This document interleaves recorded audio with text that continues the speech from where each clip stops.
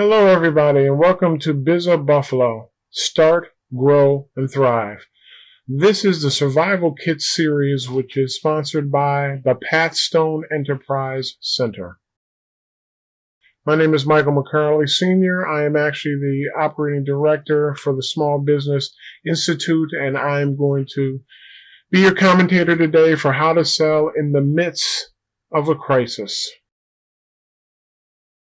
I'm going to start out by having a discussion about tech and technology. And one of the things I want to say is I've noticed more individuals really being constantly connected to their particular screens, devices, apps, and online tools. Now, these particular technologies I know are designed to improve sales effectiveness, but I do have a concern about two particular items associated with the use of technology. One of them is actually the temptation of using technology to replace the human contact. And the other that I have a concern about is individuals that are not really competent in the technology and possibly are intimidated by it. And so therefore, they have a tendency of using too much technology instead of using the technology that is going to make them more productive and more profitable. Be mindful in the use of tech, but never forget that we are people, and it is the human contact at this point that actually makes the difference. Now, what is selling? What are sales? And what I like to call the cycle of selling. Now, what is it that you are actually selling, of course, is the act of the sale. You are presenting a product or service on which you are trying to sell to a customer. And whether this is online or offline, it is still the same principle that you are trying to sell or move from your hands to your customer's hands a particular product or service. Whereby when we talk about sales, sales normally are the result. So it's of what you have sold that generates, of course, the revenues, which we commonly more call income. Now, the cycle of selling involves a combination of a couple of things, but it is a constant cycle. Prospecting, your approach and contact to the particular customer and or client, follow up with the particular client, and the maintaining of the particular relationship, especially if you have sold a particular product or service.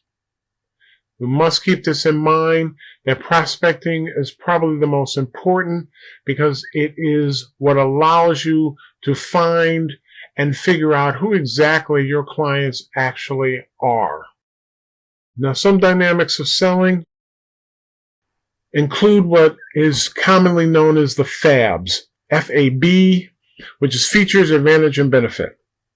The feature in and of itself primarily is really the fact or characteristic of fact associated with regard to your product or service. The advantage, of course, is what is it that makes that feature special, especially to your customer. And the benefit, of course, is that you combine that feature and advantage to actually identify the particular satisfaction or benefit that the customer may actually encounter or experience as a part of the particular product or service that you are selling. Now, as an interesting example, I'm going to use the outdoor sporting goods store. But someone comes into your store, they're looking for a sleeping bag. You're pointing them out to a particular bag that you just got in, which has a particular feature of a 2-inch layer, insulation layer itself. Now, what is the advantage of this layer? The advantage of the layer is that it actually helps to maintain body temperature in those cold nights. Now, what is the benefit? The benefit is that that 2-inch layer that happens to keep you warm at night will benefit you because you'll get a good night's sleep and be able to wake up in the morning feeling refreshed and ready to go for a day's activities. Ultimately, what you're trying to provide, show, or illustrate to the particular prospect, customer, or client, value. If you're able to understand and develop the value proposition of what you are selling, you have a greater chance of actually capturing the particular customer as a customer potentially for life. You will notice I have not mentioned the aspect of price, because I do believe that if you create, show, and illustrate enough value, price may in fact become immaterial. Now, one important skill which is associated to selling itself just happens to be the ability to uncover the challenges and discover what happens to be the customer's pain points. If you are able to uncover the pain points of the client, what is it that they actually need? Why they need it? Can you empathize with the particular client to understand those particular needs? You will actually be able to carry through with a more satisfactory sale of the product or service instead of trying to force a particular sale that may not necessarily satisfy the need of the client. But all of this will be based on what are you truly selling, and more interestingly, what is the industry that you're in. Now, when we talk about the industry that you're in, one of the things that a lot of individuals that sell product and service, especially to governments and municipalities, needs to keep in mind of the NAICS code. The NAICS code, which is the North American Industry Classification System, is an upgrade from what used to be the SIC code, SIC, or the Standard Industry Classification.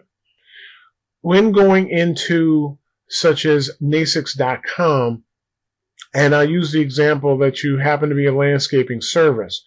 People talk about the services and businesses they have in landscaping. All of it has a tendency of being all over the board. In using the industry definition of what business or what industry you're actually in, you also can make small changes in that definition to really describe what the business is and what you do. So if you look into NAICS under landscaping services, you'll see it's an establishment which is primarily engaged in providing landscape care and maintenance services and or installing trees, shrubs, plants, lawns, or gardens. Now, to access the particular site itself, I wanted to give you an idea of what you might look at. In accessing the site, you'll notice I have a red arrow. The red arrow is identifying to find your NAICS code. When you click that particular button, it brings you to the next page, which is the NAICS search. Now, the NAICS search is based on or is responsive to certain codes. So if I happen to put in landscaping, or land or lawn or mowing, what I will come up with is the definition I gave you previously. However, to change the definition to make it seem at least more like what you do and can be used as a matter of company description, you change the establishments to the or your particular company name is primarily engaged in providing landscape care, maintenance services, and or installing trees, shrubs, plants, lawns, and gardens. Changing slightly the language within the particular industry description will actually give you your personal business description, and that is what you need to potentially use on your promotional material. Now, who is your company and why should I buy from you? And the I is associated to the customer. You have to ask yourself several questions. And in developing the who is the company, you have to actually ask yourself, who am I? Why should they buy from me? They being the customer or client. What value do I actually provide? And more interesting, how does the company particularly operate? Do you operate 24/7? Are you available with emergency services all night long, or at least to 12 o'clock midnight? Can you get to a person no matter where they happen to be in the United States or the world? The general idea gets to be, who are you and who is the company? Ultimately, it's about trust. If an individual cannot trust you, then you're going to actually not have a client for life. You'll just have a client for a short period of time. So I want to thank everybody for this particular session. We'll actually talk a little more this Friday. And by that, I want anybody who has any questions to please prepare them for the question and answer session, again, like I say, which will be on Friday. Again, like, share, or comment on this particular video, and make sure you stay connected to bizabuffalo.org. With that, again, Biza Buffalo, start, grow, and thrive. and the Small Business Education Institute wishes to thank you.